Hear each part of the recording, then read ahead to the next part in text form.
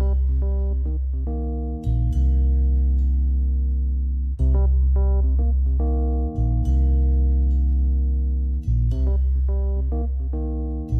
and welcome to another episode of Video Game Logic. Today's episode was recorded on March the 17th, 2020. I'm your host, Game Psychologist, and with me, hiding in his bunker, Caffeine Rage. On today's show, we will of course be discussing games played this past week. Geoff Keighley brings 40 free game demos to Steam amid canceled trade shows. LEGO teams up with Nintendo for LEGO Super Mario. Doom Eternal Collector's Edition won't ship with everything. And we'll have a Steam Discovery queue. Timestamps will be in the show notes following their respective topics. Hello, Rage. Hello. How are you? Well, so far not sick, so I got that going for me, which is nice. Yeah. I'm currently no more sick than I normally am. Of the mind or body? Yes. No? Maybe. We'll go with that. So, for those who are listening to this in a future date, we're recording this in the middle of, well, I shouldn't say the middle, because that entails that it's going to be over in the next week or two. But the very beginning of the global pandemic that is COVID-19 or the coronavirus. Indeed. Unrelated to the beer, by the way. There's some idiots around here that, okay, this should tell you my state, okay? Well, for one, my state just got announced today that they have a confirmed case of it in the state, making it completing the full set of 50. But let's be honest, it was here before. We just were not testing for it as well as we should have been. And it was making people feel indestructible in doing stupid shit. Like the church that's just across from my house. They were still open, and it was about half capacity, or thereabouts, and they were all shaking hands and being buddy, and both Anita and I were just standing there like, you idiots. There's signs around here saying that Jesus is more powerful than COVID-19, or COVID-15, sorry. It's COVID. Yeah. They said COVID-15? Or COVID-19, sorry. Okay, yeah. I mean, I wouldn't put it past the super religious types to get the science wrong. No, it's COVID. It was COVID-19. Okay. Yeah, so, I mean, we talked somewhat about this last week, although most of that was cut, because we were just, for potential Franken content, because we were just kind of chatting before the show, blowing off some steam, talking about how ridiculous it is that everyone was buying all of the toilet paper.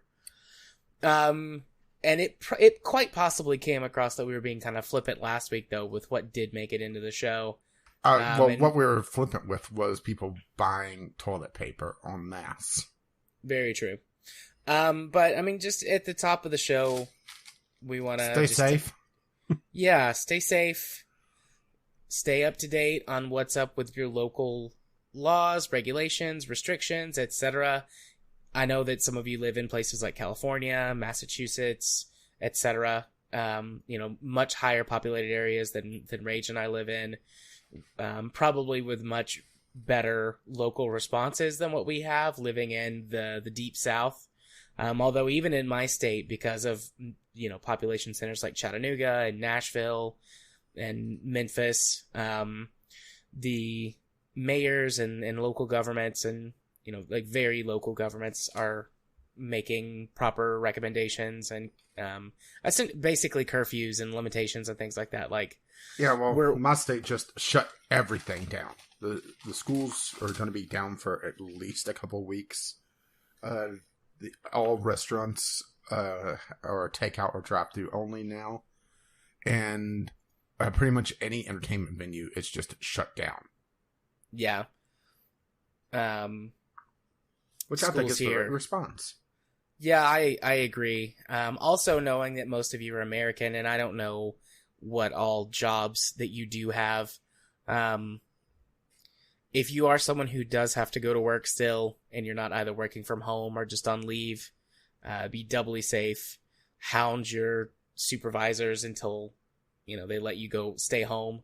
I'm not going to tell anybody to quit. I don't know your financial situation.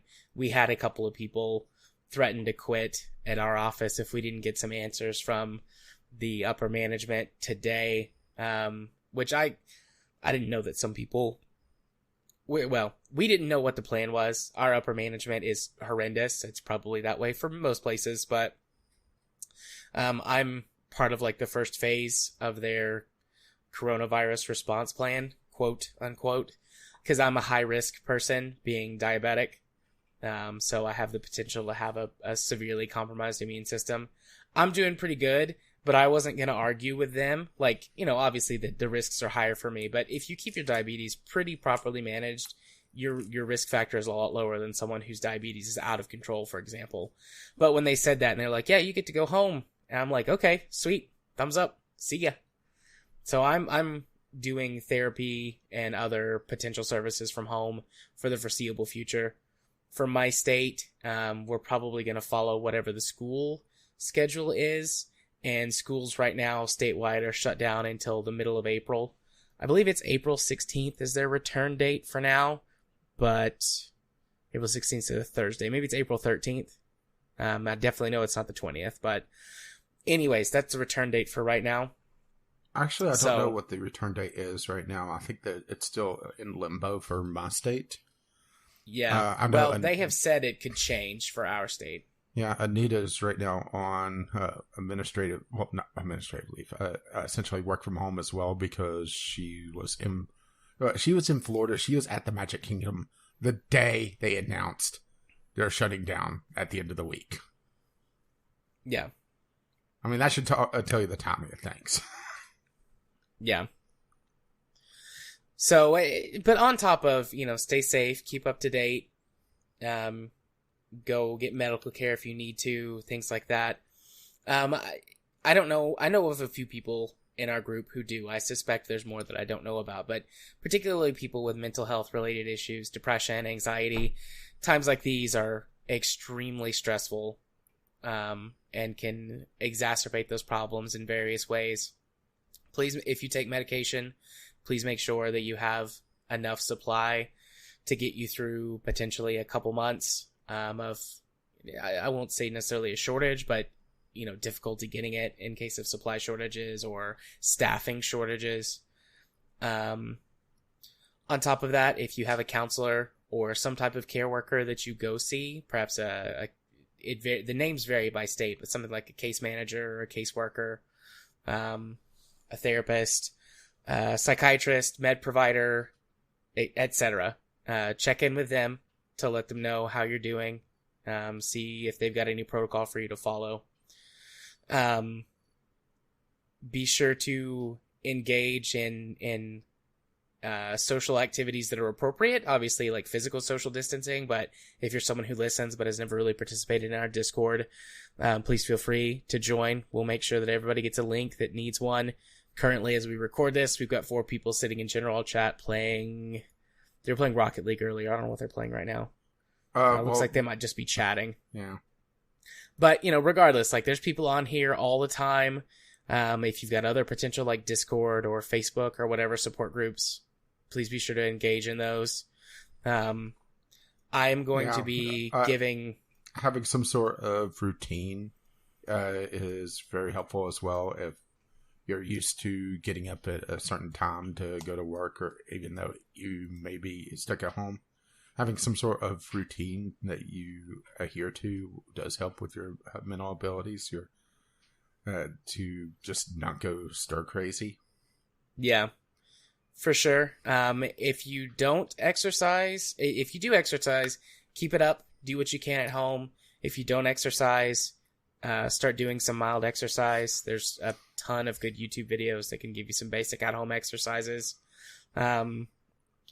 If you wanted to talk to me about some stuff, feel free to. I talk to people about this stuff all the time. I'm also going to get some links to some basic coping skill and grounding skill resources to put in the show notes, particularly if you have anxiety.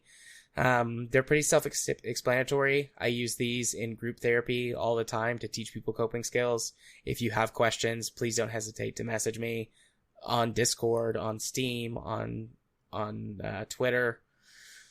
wherever, and I would be happy to walk you through them.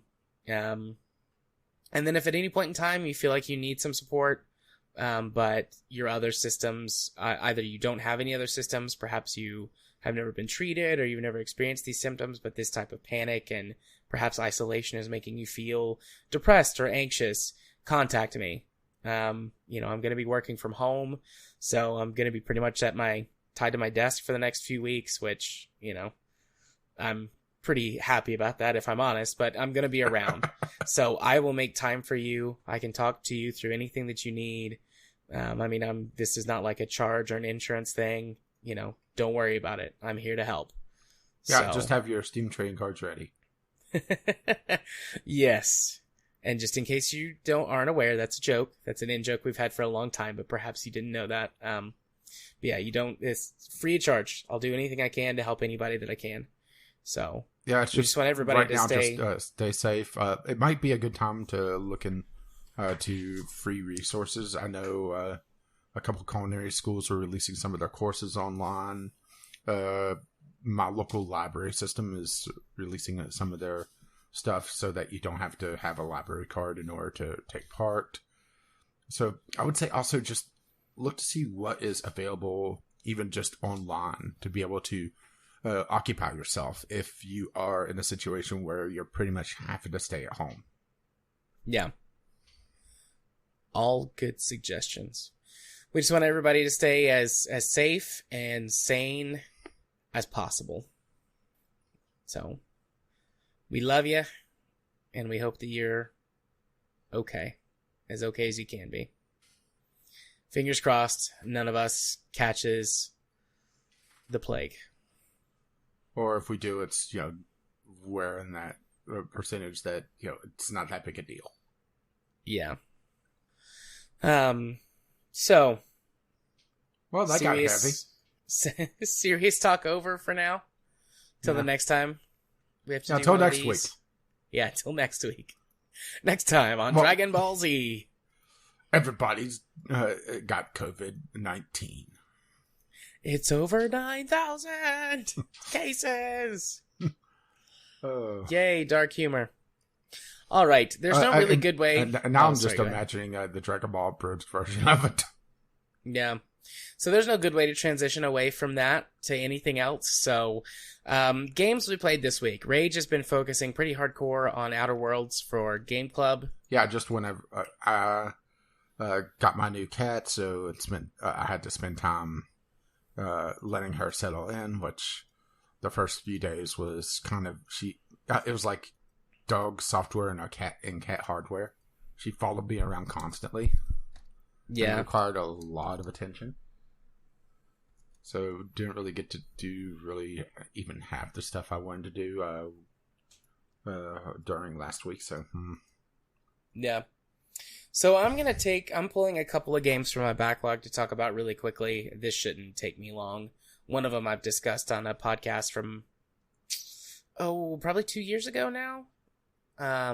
But it's not a ton to talk about. And then the other one is like super quick. So something that I've been playing here recently is I was thinking to myself, I haven't played poker in a while, like a poker game. I just want something that's pretty simple and quick to get into, to play some poker, primarily Texas Hold'em. That's my favorite type of poker to play. And there's a ton of apps and free games and just like kind of bullshitty ones. And I tried a couple out, and I wound up sticking with Poker Legends Texas Hold'em, which this is a mobile game that has come to Steam, and you can connect your accounts together, which is one of the things that I like about it. Basically, it's a poker game that's not super microtransaction heavy. They're there. You can buy, like, packs of chips. You can buy, I think they're called premium chips or premium coins or something that you can use to like spin a wheel to get randomized chips and rewards. But basically they do a weekly tournament every week, and depending on what table you play at, lower to higher stakes tables, you essentially earn higher places in the weekly tournament and can get bonus rewards that way. It's got some nice features that not all of these games have, like it's got a hand chart that tells you what the types of hands are, and it'll tell you what your strongest hand is on the table and give you percentages for, how good your hand is and your chances of winning and things like that. That's really handy. It's got an interface that works both as a mobile title and on PC. And I have played it on both. I primarily played on PC. When I play it, it's like, okay, it's like, I want to go to bed in like 20 or 30 minutes. I want to unwind with a few hands of poker and maybe drink like a cup of tea or possibly have a snack or something, but just like chill out and unwind for a little bit before I go to bed. And I've been playing this game 3, maybe 4 days a week like that. Occasionally I'll play it a little bit at work. Really, there's not much else to say. Like, it's a solid poker game where you can play it on PC, connect your account to mobile, so you could also play it on the go and keep the same chip pool. And it's got a wide variety of tables to play at. So all the way down from 10,000 up to, I can't remember if it was 10 million or 100 million for your buy-in. In other words, a hell of a lot. Yeah. It suffers from the same kind of problems that unfortunately a lot of poker games do, because it's like the money is not really real. Sometimes you get people who are just like all in on every hand, and that ruins the experience for me. Because it takes all the strategy and sort of fun out of it, because it's like, well, if you go all in every hand, I'm going to fold every hand until I get something like ridiculously good and kind of hope for the best.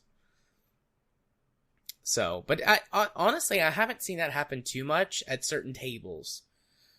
Like playing at like the super cheap table, like the $1,000 table, it happens all the time. Then playing at like a couple of the in-between tables, like the $10,000 and the $100,000 table buy-ins, it doesn't happen as much. The $1 million buy-in table, it seems to happen a lot. And I don't know why, but I tend to stay towards the tables where it doesn't happen as often. But otherwise, it's just a pretty solid poker game. It does have like a friend system and stuff. You can join tables with your friends. You can send, it does the mobile thing where it's like, add friends and send them gifts of chips every day. And like, I get messages from people like, hey, be my friend so we can send each other gifts. And I'm like, no, I'm good. I'm just practicing social tables. distancing. That's right. I'm practicing social distancing. I've got one like poker buddy that we wound up at a table for a long time, and he started using, the in-game chat system to like message me. And he's like, hey, you seem to play pretty consistent. I like that. We should be buddies and play. And we've played a couple of times, but we've not like talked or anything. Just like, hey, you're, someone I can play with. So that's been all right. But otherwise, I basically just rejected everybody else who's like sends me like a message like, buddy, for chips. I'm like, no, thank you. I'm good. So yeah, Poker Legends, Texas Hold'em, poker tournaments, fun poker game that's, fairly microtransaction, bullshit ad free. 2 thumbs up. Exactly what I wanted. Nothing more. And that leaves the other game that I've played a lot recently. One of the other games. Anno 2205. The Anno series stretches back a long time. And the first time I talked about this, I think, was when you pointed out to me that the numbers in the Anno titles always spell out 9. That blew my goddamn mind. Or yeah, did I say spell out? I meant yes. Add up. They always add up to 9. And the number is the year. So this is the most futuristic Anno game set in the year 2205. So far. Yeah, so far. The previous one was 2070. But in 2205, basically the world became Waterworld. I don't know if you guys have seen that movie, but climate or global warming, massive climate change resulted in the melting of the polar ice caps, sea levels rose. And the destruction of Kevin Costner's career. Pretty much. Sea levels rose, and so most of the city, or most of the world is flooded. Sort of the only areas that are left are some polar regions that have managed to be preserved by technology and, what used to be mountain ranges. And there's like a few random islands. And you are the head of a corporation who is tasked with essentially climbing the ranks to become the top corporation, and also essentially like help rebuild the world as part of this process. And initially you're assigned like a territory and like one of the nice regions, and you build up. And because it's futuristic, you get some neat stuff like space elevators, and you get to go to the moon, build on the moon. I've got the Ultimate Edition, which comes with all of the DLCs. So it adds extra territories for all three, which is the moon, the Arctic tundra, and the tropical zone. So you get additional territories. I'll talk about those in a minute. And then it also adds it adds a space station. You get an orbital space station, which is basically research to upgrade, either specialize or upgrade your existing buildings and equipment. And then it adds another region, which is... Okay, so that one's the tundra. It's Arctic and tundra. Sorry, I combined those two. It adds the tundra region, which is based on an existing plot of land in the real world where there's like a seed vault. I don't know if you or the listeners have heard of that, but essentially there is a place in the world where we store... Well, there's a couple, but yeah. Yeah, there's a couple places in the world where we store seeds and other like genetic materials of crops and species, so that, you know, if there is some type of apocalyptic event, potentially we could revive or recreate those species in the future. And so you're at one of those sites trying to recover this seed vault. So you get to choose one starting territory for each of the regions as you go along throughout the game, as you unlock them. And then you can purchase additional territories later on in the game. And each territory has got a unique bonus. So, for example, one of the tropical climates has got a bonus to all organic production. So, fruits and vegetables, meats, rice, like anything that you grow there. But then it's got a reduction, like it has a thing that balances it out. It's got a reduction on mining. So, you know, you don't quite mine as much there. So, you know, you kind of go for pros and cons. Each sector also has a sector project, which provides some type of unique bonus. Sometimes it's resources.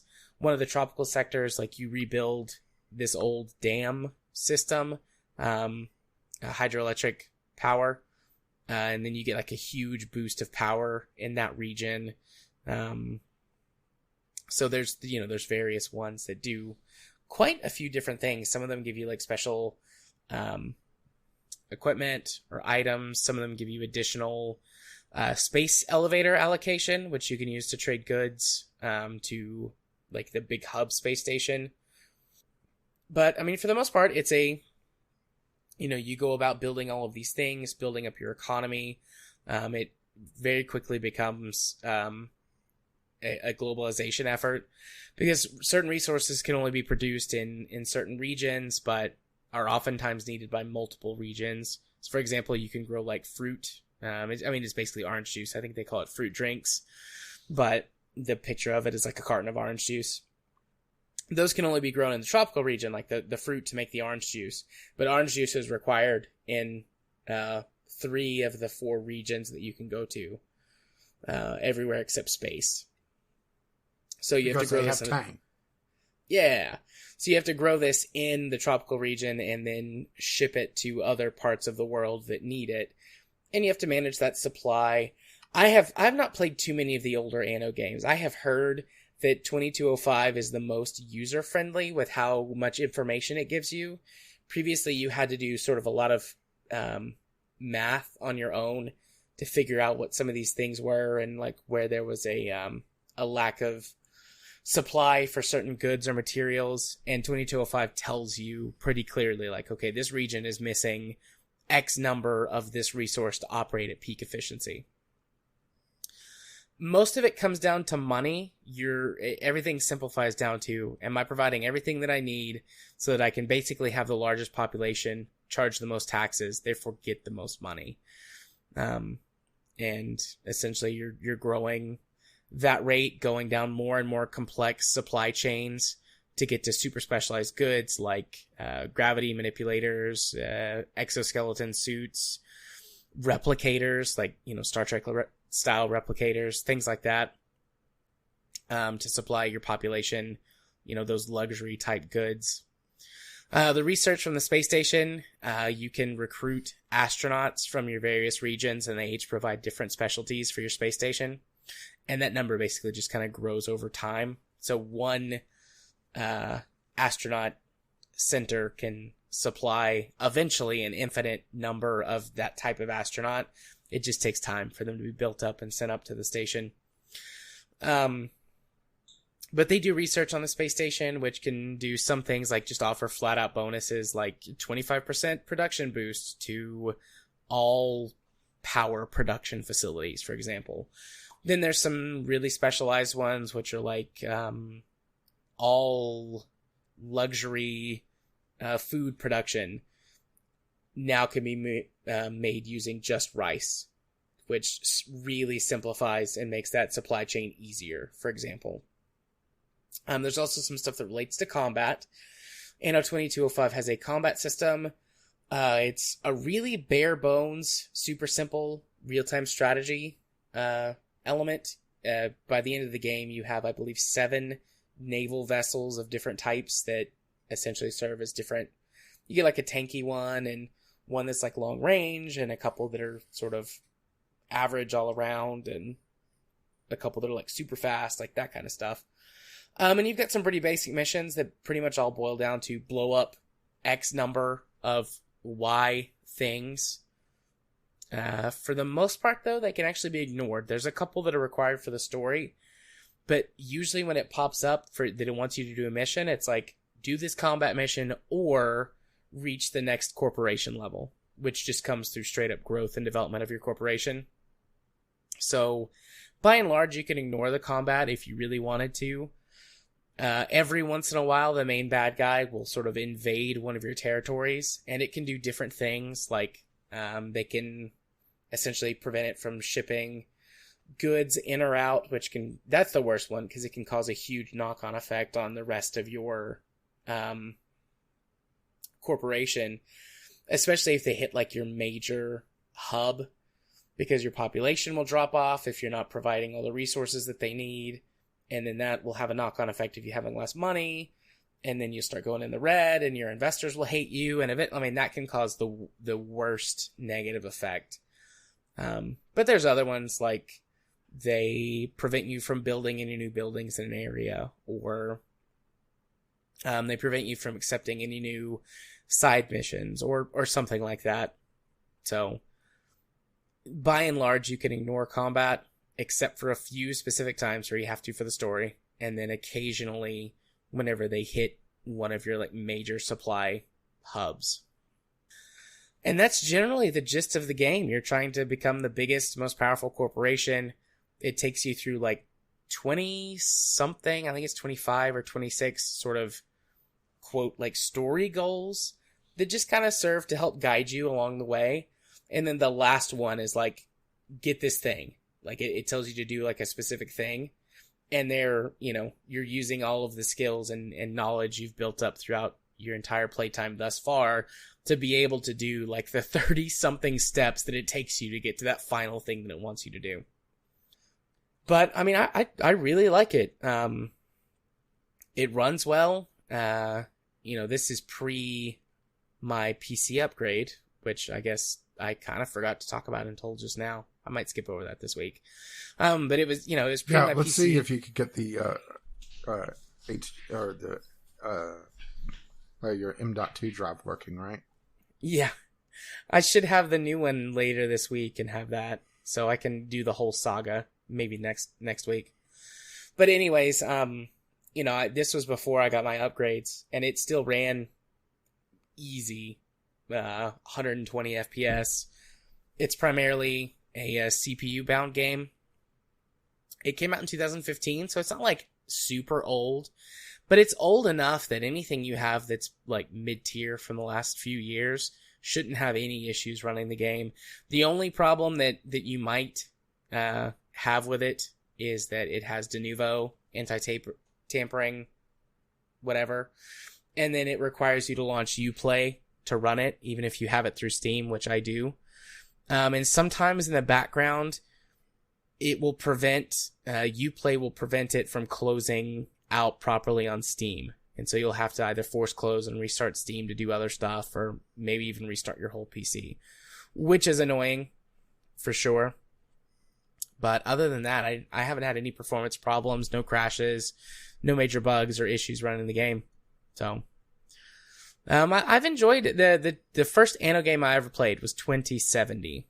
And then I played one, maybe two of the older Anno games, and then this one. I haven't played the more recent, what was it, Anno 1800? Yeah. Or something like that. I haven't played that. And I haven't played the Anno Online. I haven't played the older, only other than the one or maybe two that I've played, because there's several older Anno games. But I mean, I like this game. I like this series that I've played so far. It's on sale right now as part of the Ubisoft sale on Steam, which I believe is running for a couple of weeks? Let me look. How long does this sale go for? It doesn't say on the Steam homepage. It's on sale until March 26th, which is next Thursday. So from time of recording on March 17th, it's going to be on sale until next week, March 26th. You can get the Ultimate Edition, which includes everything, for $12.50, or the Basic Edition for $10. But really, I mean, I think if you're going to buy the game, just get the Ultimate Edition. It's all the stuff that it adds is worth the extra $2 or $3 on the sale price there. So, it's got some other features that I haven't messed with. It's got like an entirely other game mode where you open up like to the stock market, and then you have to like directly compete against other companies' stocks, and you can be bought out or you can buy out other companies. I have no idea how that works. I did not want to try that until I sort of finished the story. You can turn it on at any time, but if you choose to turn it on, you can't turn it off. So that would be interesting and difficult to do, I think. And I might try that at some point. I don't know. But yeah, good game. Really like it. Yeah, I've avoided getting this Anno just because of the third-party stuff and the online requirement. Because, right? Yeah.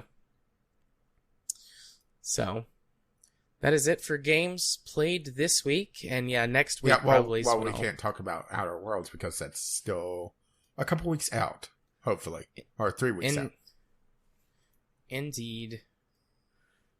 I should say hopefully, because who knows, right? At the rate things are going. Yep. And I will talk about my computer saga probably next week, unless the shipment for my M.2 replacement drive is delayed. But that's going to be fun to discuss. Also, my computer got hotter than the surface of the sun. But we'll get there too. Yeah, you would think that you would have killed this virus, because was it supposed to run out by summertime? Yeah. Something like that. All right, so moving on to the news. We struggled a little bit to get news for this week. I suspect the next couple of weeks are going to be worse. Yeah, we may want to prepare some general topics. Let's be perfectly honest here. Yeah, we'll see how things are maybe next Sunday or Monday. And if it's looking real bad, we'll prepare some general topics. But our first news topic of the night, Geoff Keighley brings 40 free game demos to Steam amid canceled trade shows. So we're kind of using this as like a little bit of a twofer. What Geoff Keighley is doing and all the canceled shows. Yeah, so E3's gone. So, hey, we don't have the E3 extravaganza this year. Yeah, I have mixed feelings about that. I mean, on the plus side, yeah, we're not going to have to deal with EA, but on the downside, well, didn't EA already say that they were planning on doing one this year? Yeah, I mean, I think so. I think they were just going to do like a direct style thing. But I mean, the whole thing is just a mess and it's just a lot to go through, no matter what they do, EA, other companies. So having that sort of, or the lack of that commotion on the one hand, like, it's kind of like this weird little event that we all enjoy and participate in. But on the other hand, it's like, God, that's a fuck ton of work I don't have to worry about. Yeah. Even for our little show, it's a lot of work to sit through all that stuff and make notes and then talk about it. And yeah, especially whenever it's a lot of, okay, now here's the esports section. Kind of, I have to still pay attention because, they may talk about something, right? Yeah. Might have that one. Or how fucking cringy it was. Yeah. I think Devolver is still supposed to be doing something around that time, like doing their... Yeah, they're going to do essentially a Devolver Direct. It is going to be absolutely insane. I'm looking forward to this. Yeah. When this happens, we're going to have to talk about it. Agreed? Yeah. Because... Oh, yeah, 100%. Well, they've had... Their thing has also had some sort of storyline. So they went into the Matrix. They've done Terminator, RoboCop. So what is the next one going to be? Plague Inc. Oh, possibly. I mean, it's a shame they already did the Matrix one, because can you imagine doing the Matrix one on just a direct? That would be interesting. Well, to be fair, let's be honest. It wasn't live. I mean, they were taking clips of reaction shots from other shows, but it was hilarious. Yeah. It just... I think GDC is canceled as well. Yeah, GDC is canceled. Pretty much everything up to, like, June right now. All the major shows are canceled. Yeah. Including E3, which is early June. I mean, I'm starting to wonder if my little anime con I went to last year is going to happen this year, because that's still October. So, a couple more months out. But, the way things are going, right? Yeah. We'll see. We'll see. So, yeah, and then the other part of this is Geoff Keighley is bringing a bunch of these games. Like, he's done something like this similar before, but it seems like he's gotten a larger collection of games just in response 40 to all of them, and supposedly some pretty high-profile indie stuff, and it's going to go live tomorrow. Well, tomorrow for us, March 18th, and it'll go till the 23rd, which is the Monday after this episode drops. So, maybe we'll pick out a couple demos each to check out. How's that sound? That sounds good. I will look into that. Do we want to try to purposely pick out different ones, or just go for it? I think we should just go for it and see what we come up with. Right now, there's no official list of games yet. There might be one, but pretty much this is tomorrow, what was scheduled to take place during the PC Game Show and all that as well. So, I mean, it sucks that we're not going to get the PC Game Show this year, but right. Yeah, but this will be interesting and fun. I'm looking forward to seeing some interesting indie games. It makes me wonder. We talked about E3, it feeling like it's out of place. It makes me wonder if this is going to be like the year that's, without E3, people are going to be like, well, why even bother next year, right? I think that's going to happen. I don't want to get too far into this conversation because it goes way beyond the scope of games and dips back into some pretty serious discussions. But I think we're going to see a lot of things change after this year. I kind of hope so, especially politically wise, because, well, political in terms of like work and the way that society as a whole views things like telecommuting and a digital space. Yeah, it's kind of funny how many people couldn't telecommute, and then sound like everybody could telecommute, right? Yeah. Or also even the fact that the internet is more of a utility now than I think people want to give credit. Yeah. So, I mean, I think we're going to see some pretty big shifts. I couldn't even begin to speculate on any like real amount, but I mean, there's going to be some big changes in response to this in a lot of different ways. And I think this is going to be part of it. I think that from, a games perspective, all of these companies who have kind of been resistant, who have wanted to stick to sort of the old way of doing things, being forced to do it differently, are going to be like, oh shit, we can get the same level of publicity on the same announcements for way less money, way less time invested, and our audience is gonna like it more. Because the Nintendo Direct has been one of the most successful things Nintendo has ever done in the last decade or so. Everyone that I know of and that enjoys games and participates in game journalism, who cares at all about console games, and even people who don't sometimes, like me and you, don't really care all that much about console gaming, but every once in a while something from a Nintendo Direct will creep up in here.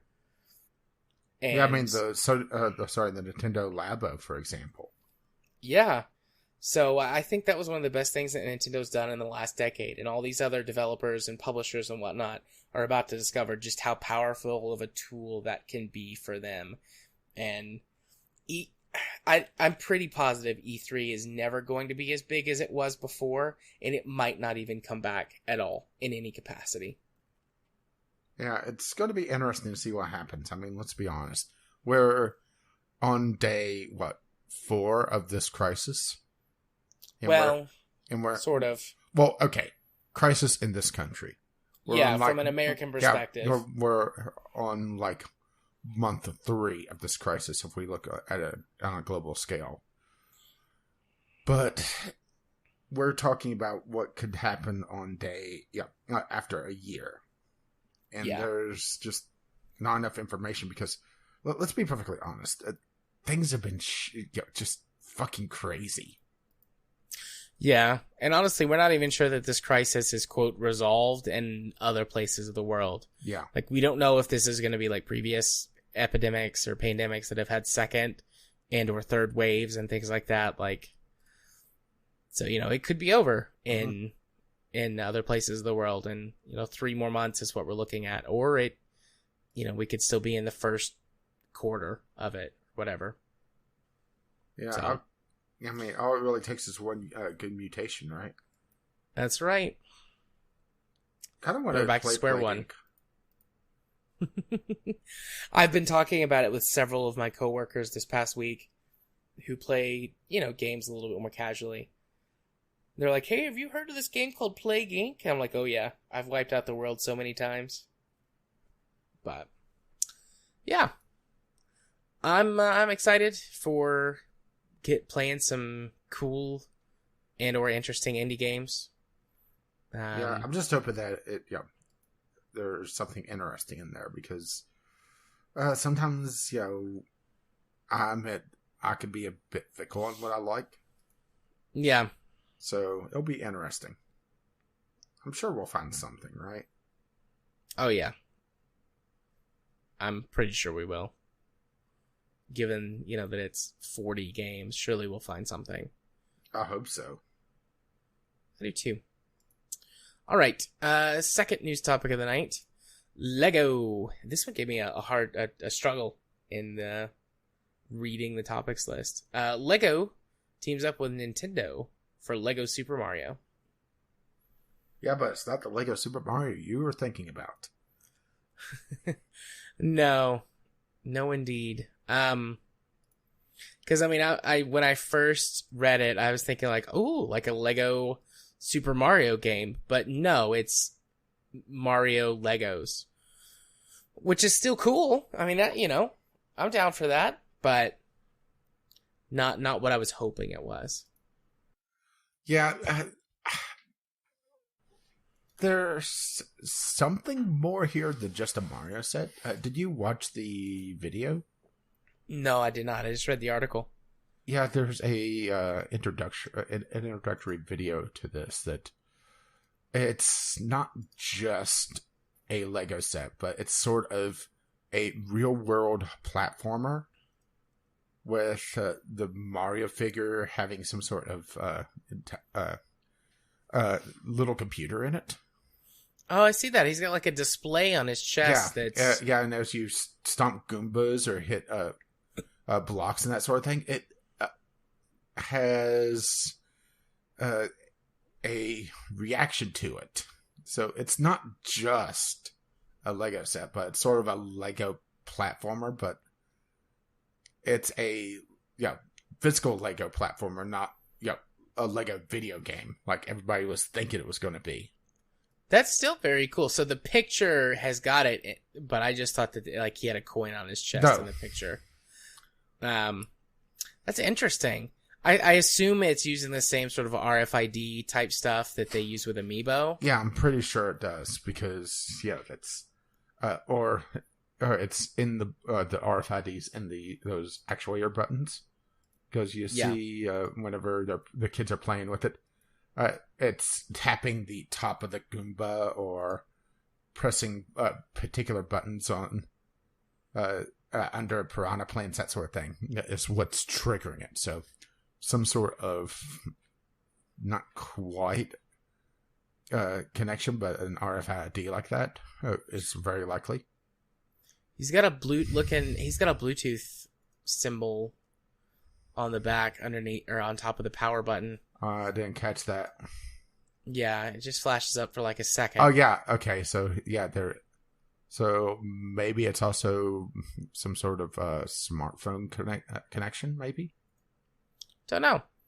I mean, Nintendo likes to do weird things with stuff like this, so I wouldn't be surprised if you could connect it to, I don't know. Actually, I didn't even check out did they have it on their official site yet?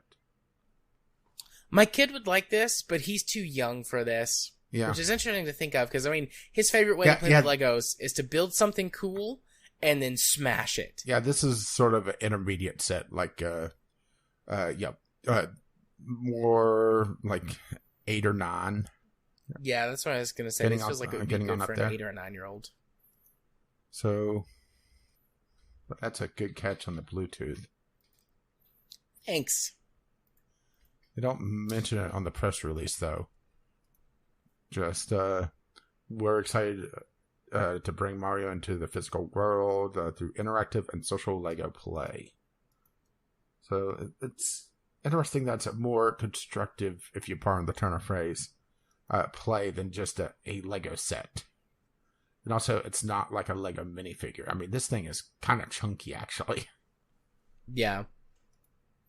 I mean, there's some big chunky Legos, though. Like, my kid, for his birthday, got a Lego Yoda set that's, like, huge.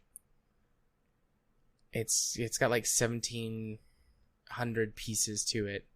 It's like a 9 or 10 inches tall. I mean, although I guess this is more of, like a more of a toy thing with, like, sort of Lego hands and feet. That's probably only like a couple of pieces. I bet there's like the battery and the receiver. And then obviously they've got the display and whatever they need to drive the display in there. So, yeah, that's probably less Lego and more just like toy with Lego hands. Which is fine. Lego's done lots of really weird and interesting things. Or sort of unique one-offs over the years. Yeah, I mean, assuming, of course, that it's not just, a handful of pieces as well. It's a little hard to tell exactly how much is in each set as well, or if it's multiple sets all combined. Yeah. And it looks like there's also a Yoshi in this, according to the article. So it's not going to be just Mario. So, yeah, it does sound like there's multiple sets. I mean, looking at this set, and having played with many, many sets of Legos recently with my my kid, I would guess this is probably a pretty small Lego set. Maybe like 250 pieces tops. Yeah, well, it's also more of a old school 2D platformer set with some interactive elements. So I think this is going to be a little more niche than I think just a Mario Lego set would have been. Mm-hmm. Because you're looking at people that are kids that are more into a more constructed directed play than just okay. Here's Mario. Here's a bunch of Legos. Go nuts. Yeah, it kind of feels a little odd saying that. Yeah, this is too directed for a Lego experience because Lego it kind of has really two ideas of thought where you have the sets that are you build it this way, And, boom, you have a Saturn V rocket or something, right? Or then you have the batch of Lego, the bucket of Lego, and, it's just you let your imagination go crazy. And this feels like it's not really either of those. It's kind of this weird in-between where you're building up the levels, but then you have to play by essentially the game's rules. If that makes any sense. Yeah. No, it does. It looks neat. I like it. I like the idea. I'm always up for new and interesting, cool things. Yeah, now the question is, just how much is this sucker? Because I don't see a price tag anywhere. My best guess would probably be like in the $50 range. Yeah, for the Mario figure, right? Yeah. I imagine sets that have the Mario or the figures are going to be a lot more expensive than like boosters, if they do it that way. Because it looks like there's a fair amount of tech in the main play character, the main play piece. Mario, if they do Luigi, they already said that Yoshi is in it. So I imagine that would bring up the price of those sets. But if they do like booster sets where it's just the dumb pieces, the pieces that have the RFID tag or whatever piece of tech they're using in them instead, I imagine that'll be cheaper, I hope. So you're not stuck with just having a single Goomba for your entire level, right? Yeah. Kids can enjoy that single Goomba, though, for like 18 hours. True. I've seen my kid be more interested in a shoebox than a new toy, so... Yeah, well, Anita's niece's birthday is tomorrow, and I got her like 4 pounds of Play-Doh. Nice. Yeah, it turns out Amazon sells Play-Doh by the bulk. So, yeah. Kids can find entertainment in a lot simpler things than I think we give them credit for. Yeah. So, let's see. Moving on to our third and final news topic of the night. Doom Eternal Collector's Edition won't ship with everything.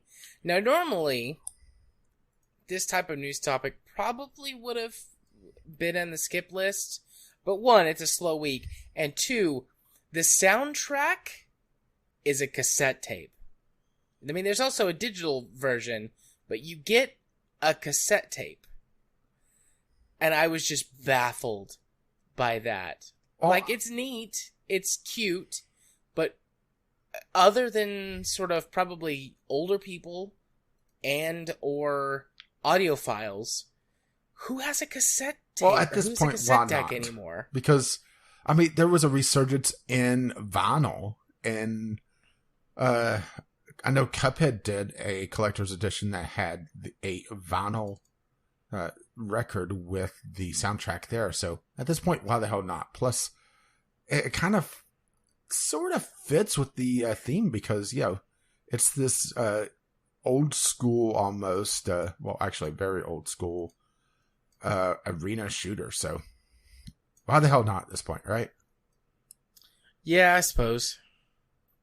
But still, I was just baffled by that. I mean, we started having a little bit of a discussion about cassette tapes. I mean, cassettes definitely had some very high quality ones that existed, which I didn't quite realize until more recently watching, I believe Tecmone. Well, there's Tecmone and there's another one that I'm blanking on his name, and I would have to go digging for. He it's constantly wearing like a suit jacket over. Yeah, Technology Connections. Technology Connections. Yeah, that's him. I love him. He's so boring, but also so fascinating. But so cheesy as well. Yeah, he's super cheesy, and his content, honestly, is a lot of times, like, really boring, but at the same time, like, super fucking fascinating. I mean, like, he did the teleprompter? Yeah, he did an episode about teleprompters and how they work. His most recent episode, at least that I've seen, was about taking apart an old jukebox and showing how... That one. I think it was electromechanical engineering works. it's like, I don't know when I'm ever going to need to know or use that, but damn it, it's interesting. But also boring. I don't know, I love him. Anyways. I follow him on Twitter. He's been really snarky the last few days. Something's got him all riled up. I don't know if he's going to talk about it later, but I want to know what it is. But anyways, yeah, one of those guys did a full breakdown on the different types of cassettes and tape that were actually used and different quality levels. I think it was actually Tecmo. Well, yeah, that was my first poll. But I know Technology Connections also talked about it at some point. So yeah, I think both of them talked about it in some aspect of it. So yeah, talking about just your standard nylon tape or vinyl tape, and then the chromium tapes and all that, and how different mastering techniques greatly improved the audio of cassette tapes.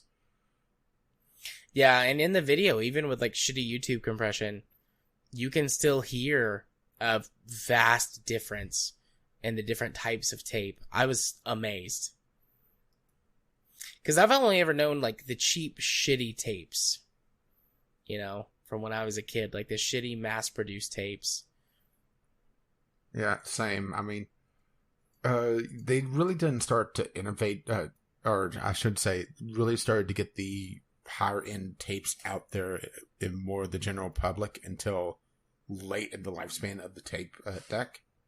But even then, you know, it was a more expensive or more niche item. So you typically just had the mass produced vinyl tapes that just honestly sounded a bit like shit. So the fact that there is a tape, because whenever I saw Doom 2016 and Doom Eternal lossless digital soundtracks and saw it was a tape, I figured, oh, that's just like a USB drive or something. No, you're right, it was a tape. Yeah, we had that like conversation live together. I was like, is that a tape? And then we did 2 minutes of Googling research, and yes, it came on a cassette tape with did download links to digital copies. Yeah, but there's no information about the why. I mean, is it the great vinyl shortage of 2020? Possibly. Did they use up all the materials making the shitty bags for Fallout 76? Ooh, probably. But yeah, people that bought that pre-ordered the collector's edition will eventually get it. They will still get the digital codes to download the game or download the soundtracks. But it's just it kind of fascinated you on a slow news week. So here we are, right? Indeed. Well, I don't really have anything else to talk about this. Just I was like, it's a fucking cassette, and I am baffled and amused by that. So. And slightly aroused. Oh yeah, definitely aroused. So with that out of the way. Yeah, I saw nothing from the community content wise, so as per usual, if you used to email us, vglpodcast@gmail.com or VGLpodcast on the Twitter. It's okay, everyone's practicing social distancing this week. Oh, well, they're masters at it seems. Oh. So, doobly-doo? Yes, doobly-doo for the Discovery Cube. Yeah, and as per usual, I've had it up, and I got one pretty much immediately. I got Record of Lodoss, War-Deedlit of Wonderlit, the Labyrinth. Old school 2D Metroidvania action exploration game. I mean, this looks pretty interesting. This looks like it could have been SNES era. It has some foreign language on it, so I'm not sure if it's going to be fully translated. It's in early access right now, which they're planning on a 4-month early access which the full game is only going to be 5 to 6 hours of gameplay, which is a little bit iffy, and the early access version is only 1 hour of gameplay, so, right? Yeah. That's pretty short for a Metroidvania. That is, I think that's very short. Yeah. So, maybe it's going to be quality over quantity. I mean, it is fairly cheap. It's, what is that, $13? Yeah, 13. And looks like they are translating it into English, Japanese, and Chinese. So, yeah. So, interesting. Like I said, very interesting. So, you got something? Yeah, sorry. Something just started playing. I'm like, what is playing? But it was like this trailer for this game. But it was still playing even though I had swapped away from the, the video. So this is link incoming. Master of Pottery. This is actually the third game on my list. The first one didn't support the English language, and the second one just looked like utter pointless drivel. So that's neat. Yeah, Master of Pottery is a pottery-themed creation and simulation game. Create unique works of art and run your own exhibition hall. Seems like a little bit of a relaxing, artistic type game where you're choosing pieces of pottery to create and shape cheap. And paint. $4, yeah. I'm tempted to just buy this and try it. Looks like it came out November of last year, so it's been out for a few months. All of the reviews for it, overwhelmingly positive. Let's see. One of the top reviews. Relaxing, fun, free of microtransactions, affordable, stress-free. Most of all, you get exactly what you pay for. Pottery shaping simulator. Oh, this one says you can put any image on your pot. Oh, no. Oh, boy. No. Oh, no. And by oh, no, I mean oh, yes. Do I dare look at the community center for this one? Community hub? I'm definitely going to look at the community hub. I will report back on my findings of probable okay, pornography. some of these are actually pretty funny. What about them are funny? Well, one is literally a barrel. Yeah. One is Papa Smurf and his house from the Smurfs. That's cute. Let's see, Russian stacking dolls. Actually, a Dalek. I mean, this isn't nearly as horrific as I thought it would be. No, it definitely does not seem to be. Seems a lot more wholesome. You know what? That's a good thing. Oh, never mind. If you search most popular all time, there we go. I mean, it's not as bad as I thought it would be, but... Let's see. Most popular all time. Oh, yep. But that's about the only one, actually. The pancake is in the top, 5. Pancake. I like that. Oh, there's also Tom, a little bit further down. Yep. Actually, a couple of those. That's a volcano. I think that's probably supposed to be a penis. Well, yeah, but then again, everything to you looks like a penis. True. Someone made a soccer ball. That's cool. A Pokeball. A Coca-Cola bottle. Oh, there's a Bulbasaur. Someone took a screenshot of the Steam page and made a vase with that wrapped around it. KFC bucket. Yeah. I mean, it's a lot more wholesome than I thought it would be. There's a can of Red Bull. I like this. Yeah, a lot. I'm surprised. I like this a lot. I might be buying this to have to relax a little bit. I mean, it's $4. I'm thinking about it.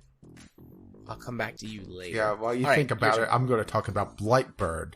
Blightbird is designed to be a seamless, side-scrolling world full of challenging puzzles. Begin your journey and find the Blightbird to save the world.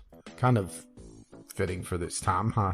But It released fairly recently. It's a 2D platform or 2D puzzle platformer. It looks like with, according to the reviews, a fairly decent amount of Chinese folklore. So there you go. If you want something a little bit different and more of an Eastern flavor. The 2 reviews that are on it from professional sites, I'm assuming, are completely in Chinese. So not a lot of info on the game, but it's fairly cheap, so it might be worthwhile checking out. Yeah. So I got a game called Timberborn. I love this. Lead a society of lumberpunk beavers. Humans have long gone extinct. Will your civilization do better? A game of utilitarianism, economy, and everything is made of wood. It's like a city building simulator. But you're apparently beavers. Are you angry? Oh god, I hope so. That is interesting. Unfortunately, I can't just buy this right now. I would impulse buy this in a heartbeat. Yeah, it doesn't look like it's available yet, so I'm adding that to my wish list immediately. Yeah. So I got The Escaper. Unless you want to talk about Timberborn some more. No, you're good. Go ahead. So a 3D escape room game with real-time graphics, I sure hope, and physics-based puzzles. On the very, very cheap end of things, $4. It almost feels like a mobile game or a mobile port, but I haven't had the chance to look for it yet. I mean, escape room puzzles are kind of somewhat rare on PC. They're more popular on mobile, but yeah, I mean, $4, it's hard to go wrong. It has some pretty decent reviews overall. It just feels like their sales pitch are from like the 90s. Fully 3D real-time detailed graphics, unique physics-based puzzles. Explore 4 different themed rooms. Carefully hidden clues in the scenery, atmospheric music, and sound effects.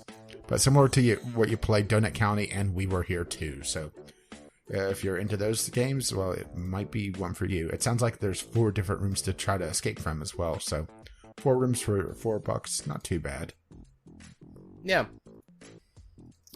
So I got one RPG NPC simulator VR. I don't know if there's a non-VR version of this. It looks like, or it says a VR headset is required, but I don't know if that is specifically true.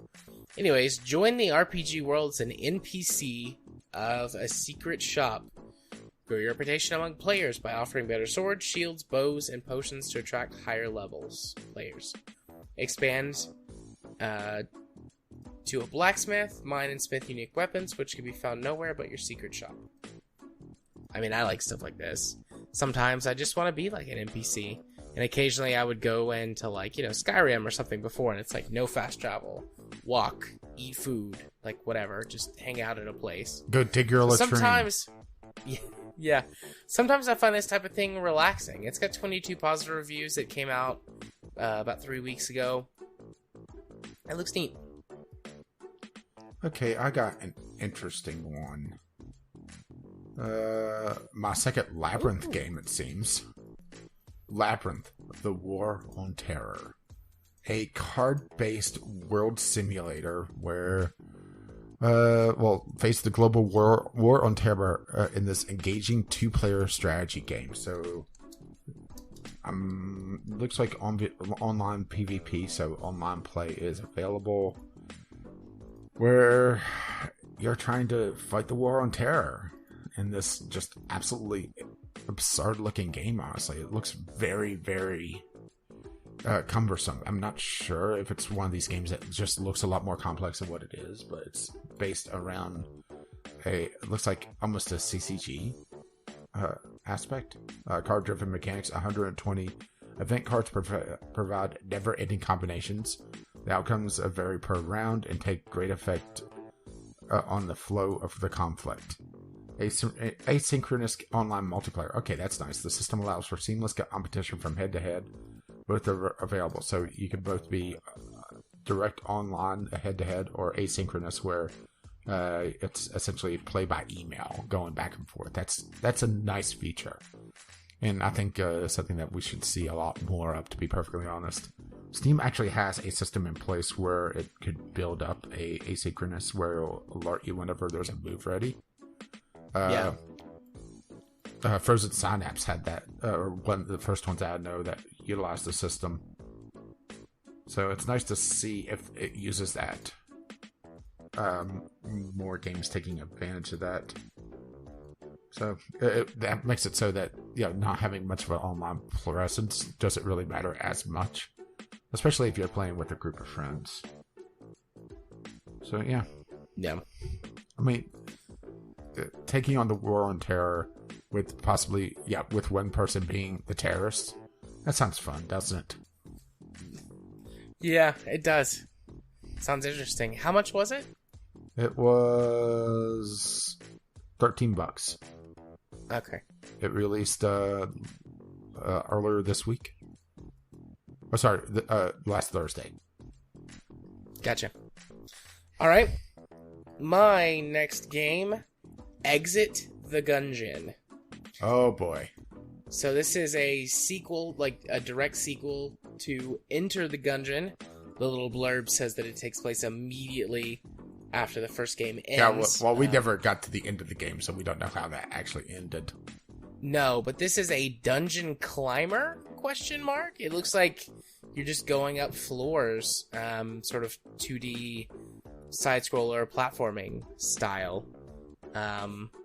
It looks interesting, I'm not gonna lie. Don't know how much I would really like it. It is Devolver, so they typically are pretty interesting, no matter how much you like or dislike the game subject.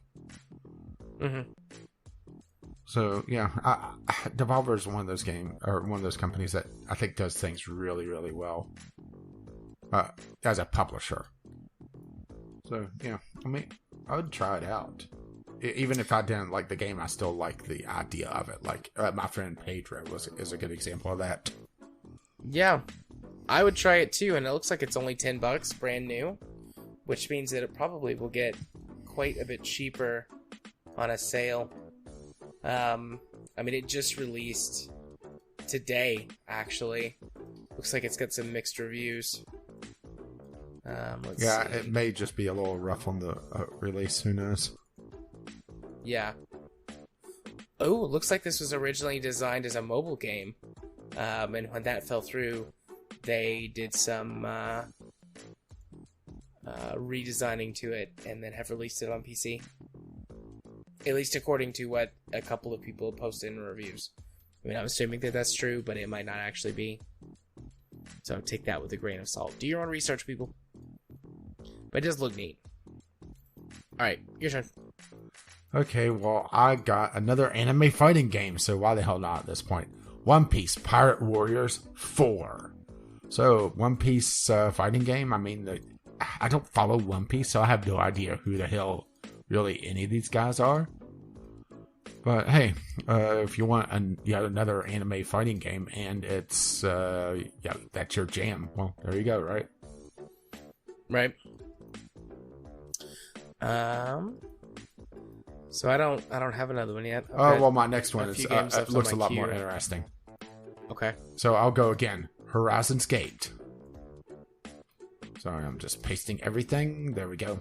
So Horizon's Gate is a voyage into the wide world of Errol. As an explorer, trader, or privateer, defeat your enemies on land or at sea in the deep but straightforward tactical combat. So, sort of, man, this feels so much like an NES game almost. Open world, do what you want sandbox game with some tactical combat on both sea and land. They show almost looks like Tactics Advanced Tactics on some of the screenshots. I mean, that's very interesting, but it also looks like it has some sort of story going on with it as well. Not exactly impulse buy, $20.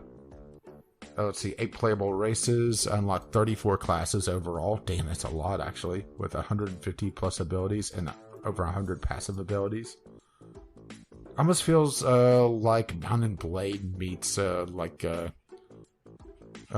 pirate slash expansionist Europe. Yeah. Looks like it's actually built from some of the tech from 2 other games, Void Spire Tactics, which never heard of, and Evoluria Tactics. So same idea or an engine, but with a different world. So, I wouldn't really call it a reskin either. All right, you're up. So I got another one, another city builder. It's just called Sumerians. It's a city building game set in ancient Mesopotamia, which I think is an interesting setting. I like games that do interesting things like this, and there's the potential for like historical stuff to be put in the game to help people learn a few things about the ancient Sumerian people as you're playing this game. It's a city builder. Looks pretty cool. I mean, it looks like a lot of sort of standard city builders of this type, but the Sumerians thing. I'm not sure if the Sumerians have ever been in any games except for maybe the Civilization series or something similar. Like, I don't think of them when I think of any type of game ever, really. So that's a neat setting, something that's less well known. Maybe something in Age of Empires. Oh yeah, possibly. But it also sort of, it feels like putting it in a genre that the type of people that would be into that would also enjoy. So it's cool. Yeah, I'm just double checking something real quick. Okay. So, I got 1 Million Dungeon. Million Dungeon is it's a tactical match 3 game. Where you're building a group of explorers or build your squad for thrilling tactical match 3 actions. Strife plagues the land, and the only one bold adventurer has what it takes to unravel the mysteries overtaking the world. So, RPG tactical match 3, right? Yeah. No reviews on it whatsoever. It looks like it came out once again last Thursday, and nobody's seen it. It's in early access, but actually looks kind of neat, kind of nice actually. It has a bit of a sense of humor, cat warriors and that sort of thing. So it's not taking itself too seriously either. And it's right in that kind of impulse buy area of sub $10. Well, my list is done, so it's up to you. Okay, well, I'm just skipping a couple that's kind of meh. Ooh. Hello. Okay. How about another one from me? You deleted the M on that. Could you fix that? Deleted the M on what? Millionaire Dungeon. Oh, oops. That was an accident. Got it. So, Vampires Fall Origins. For countless years, the villagers of Vampire have enjoyed a life of peace and happiness. But now, rumors are spreading about a wielder of dark magic. A witch master. Fearing the rumors to be true, the village musters a militia to prepare for the worst. So it's kind of an old school, like late 90s, early 2000s CRPG with some fairly modern twist in the upgrade mechanics, it looks like. It's in the budget range, at least for RPGs, at $13. Looks like there's a couple, one review that's saying that it kind of kills its own atmosphere with the jokes and kind of corny writing, which is a little bit discouraging. And it does feel like it's sort of like in that era of like late 90s gameplay, except with a more modern upgrade in the battle system. I mean, not terrible, but I mean, it's worth a look if you're into RPGs and on a more a horror-esque area. So let's see, what's my last one? Okay, interesting enough. So my last one, roguelite platformer bullet hell game called Metal Unit. Which, yeah, interesting. Yeah, there's a hell of a title, huh? Metal Unit is a sprawling, side-scrolling platformer with roguelite features. Playing as Jana, a soldier on a mission to capture her treasonous sister.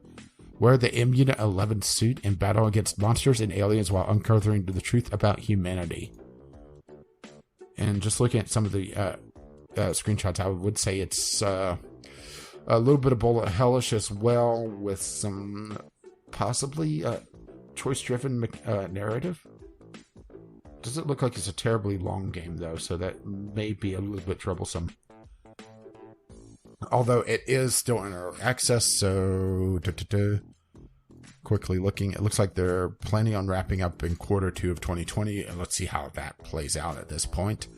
Looks like it's similar to Dead Cells and Moonlighter, so that kind of makes sense. There will be a huge difference between the full version and the early access version. The full version of Metal Unit will contain the complete ending, new storylines, and countless additional features. On top of that, there will be achievements, trading cards, and in-game content will be updated. So it looks like they're doing quite a bit of update, or it's almost a demo, or just the very first part of the game. So yeah, seems interesting. Yeah. Especially if you're into like Rogue Legacy or that sort of game where, you know, it was sort of a mixture of Metroidvania platformer and with some roguelite elements. Look at some of the gifts. It looks like it's pretty action oriented as well. Let's see. Your decision matters. The characters in Metal Unit will suffer through corruption, betrayal, and death, but your decisions will carry significant weight. And key dialogues and certain actions in the game. So yeah, interesting. I would say that's worth a look if you're a fan of that genre, and that is me, complete with my discovery queue. Nice. Well, I had an interesting one right there at the end, huh? Yeah, you did. All right, Rage, why don't you go ahead and hit him with them socials? Well, I've been Caffeine Rage. I'm hidden in my bunker, but you can find me on YouTube, maybe sometime, Gaming with Caffeine Rage. You can find me on Twitter, Gaming with CR, or you can find me on Steam, where I'm Caffeine Rage, well, as well. And you've been? Gaming Psychologist. You can find me on the YouTubes by searching for Gaming Psychologist, on Twitter at JMA4707, and on Steam by sending a friend request or your message to jarthur4707. And if you also wish to let them know exactly what episode of the podcast you're coming from, the password for this week is social distancing. Social distancing, also known as being Jared. My daily life. Yeah, the life of the introvert, right? Indeed. Yeah, it makes you wonder why you decided to be a therapist, right? It's very different. I hear what you're saying. Very different, though, to do that one-on-one type of conversation than it is to just go hang out with people or meet up. True. You know? I could see that.